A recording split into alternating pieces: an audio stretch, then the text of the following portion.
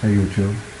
Well, I have since 2010 up to 2013 done a lot of research and videos regarding the Gulf of Mexico. And I have done a documentary, there's a link below, it's in the top link. Well, this article says here, and this one is from March 2nd, meaning that was yesterday, dolphins are dying in great numbers in the northern Gulf of Mexico. Since February 2010, 1,308 dead or dying marine mammals, mostly bottlenose dolphins, including juveniles and aborted fetuses, have washed ashore on beaches and wetlands from Texas to Florida, or have been discovered floating in the Gulf murky waters. In some months, the numbers of stranded dolphins in Louisiana, Mississippi, Alabama have exceeded past averages by 3.5 to 4 times. In Louisiana in 2010 and 2011, figures were the highest ever recorded. The scientific explanation is so far elusive. The Gulf is not a controlled laboratory where you can have a perfectly pathogen-free animal and expose it to one agent and measure its effects, said Dr. Stephanie Watson, director of the Transnational Medicine and Research Program at the National Marine Mammal Foundation. Many critics suspect the Deepwater Horizon disaster in April 2010 and scientific evidence building. According to an analysis of Dr. Watson and her colleague published in February 11 in PLOS 1, bottlenose dolphins' death from January 2010 to June 2013 fell into 4 distinct clusters, indicating that there was likely multiple factors at play. One group of deaths occurred before the oil spill, in and around Lake Pontchartrain. The researchers think unusually cold weather combined with freshwater intrusion most likely caused those deaths. The other of the 3 clusters of death occurred after the spill, however, the larger places affected by heavy ongoing oil contamination. The researchers found no evidence of morbillivirus or measles-like pathogen implicated in other die-offs, or toxins of harmful algal blooms played a role. Additionally, some of the injuries, including lung and atrial lesions observed in 2011 in Riley dolphins examined in Louisiana Bacteria Bay, were consistent with exposure to petroleum products. Dr. Watson and her colleague plans to examine tissue samples collected from stranded dolphins and continue to monitor live ones. The investigation is certainly still underway, she said. It's not a straightforward finding a bird or a turtle covered in oil. So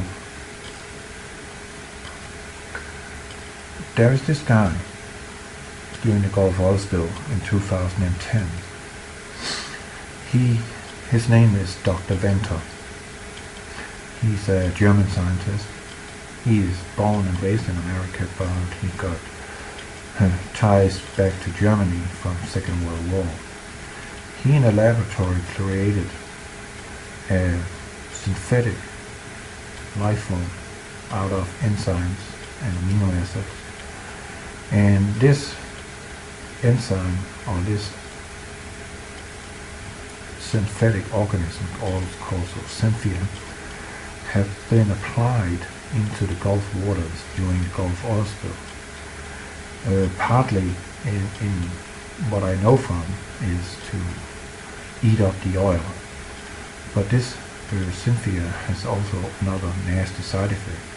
That is, it is not only attacking the oil, but is also attacking organic materials such as mammals, fish, and in some cases human beings, which have been bathing in and around in the northern part of the Gulf of Mexico, and some have even been so unlucky having their limbs amputated due to infestation of these synthetic bacteria which has been put into the water. During the Gulf oil spill, there was a BP representative on board of a boat who was talking to the news media and trying to, calm them down. And he, in plain sight, stated that they had put in an organic organism into the water.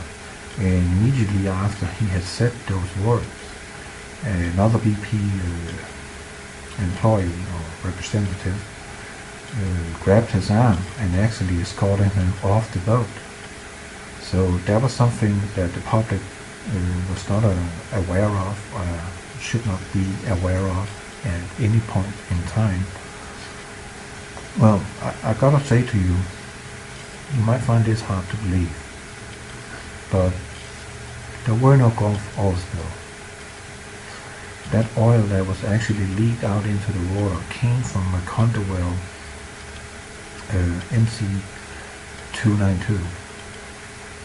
And the Macondo well which they're talking about is 252. And record shows that they top leased the Macondo well 252, but they were drilling in 292, and 292 is the square just below in the grid of the Gulf of Mexico for oil exploration. So they were not drilling straight down into where they were supposed to do. No, they were actually drilling right next to the largest undersea volcano known to man right now, and that is Biloxi Dome, and the big gigantic salt dome called Gloria Dome, which is Gloria Dome is over 40 miles wide volcano. It's an asphalt volcano. It stretches pretty much from where Macondo well 252 sits, or 292, and all the way over to what is that city over there in Texas? I can't remember it, but it's almost over to Mexico border. And it's an ancient one. It's not active, and if it will become active, no one knows about that. Not been studied as far as I know. But Gloria Dome is 35 miles in diameter and sticking, 50,000 feet into the ground. And they have shattered and broken up that area completely. Whatever effect that has had, I can assure you, it's been profound, due to we do not any longer have loop current that has been terminated. Actually, the whole seafloor in the Gulf of Mexico is fractured because of the Gulf oil spill, and is also imploded.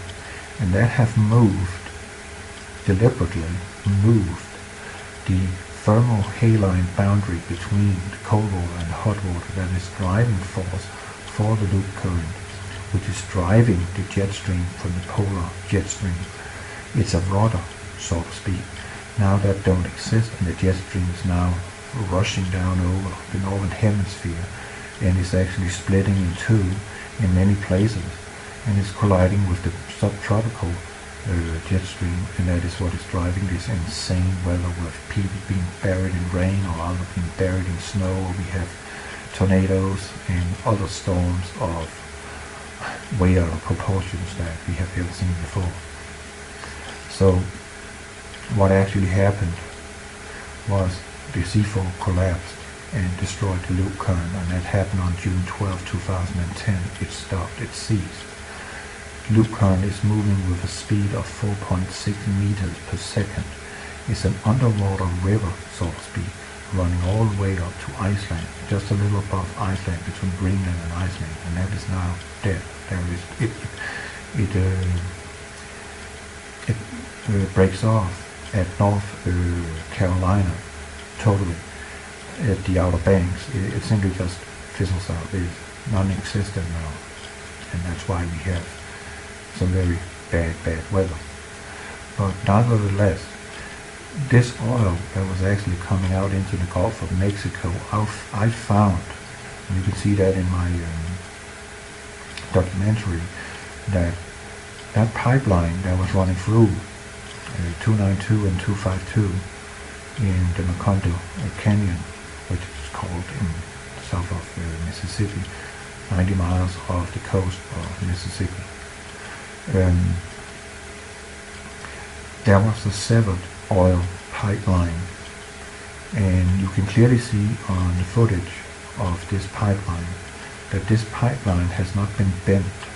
It has not been ripped apart. You can clearly see, if you have a little technical, what do you call it, if you know what I'm talking about. It looks indeed like someone were down there with a hacksaw and cutting that pipe wide open. And you can also see other examples of leaking pipes. You can also see a fish tank which they were using with a sponge, a natural sea sponge, stuck on a stick in the foreground of a so-called pumping out brown, yellowish oil. And that sponge was attached to this stick with red plastic tape. And that came into view, and I picked that up immediately and saw, oh, this is way wrong. So that one is in the video too, where you can see that that is actually taking place. So in reality they were lying to you about the Gulf oil spill. I pretty much have a conclusion to what the idea about the Gulf oil spill were, and that was to terminate the Gulf loop current in order to take full control over the weather. Because as long as the loop current was running, they did not, by the hard facilities, have complete control over the jet stream. They couldn't steer it in the direction they saw fit, because it kept, rebounding and falling back into where it's supposed to be. So now when they have destroyed the rudder of this jet stream, meaning, imagine you are destroying the rudder of an airplane or a ship, where is it going? No one knows, unless it's being steered by something else, and that is what's taking place. So now they have complete control over the northern hemisphere and its weather. That's part of it. Another part is they like to experiment and do whatever science see fit, and no one is asking questions or questioning what they are doing. So now we have a flesh-eating bacteria which is able to reproduce itself. It's not a terminator bacteria that lives for a certain while and then it dies off, and when its task is kind of fulfilled, it's eaten itself fat, it goes and dies. No, this one is reproductive, and it's synthetic. It's made in the laboratory. So there is no real knowledge to how disastrous and what are the long-term effects of putting unknown species into our waters, especially in waters that humans are fishing in and living on these fishing. That's all I have for this now. God bless you.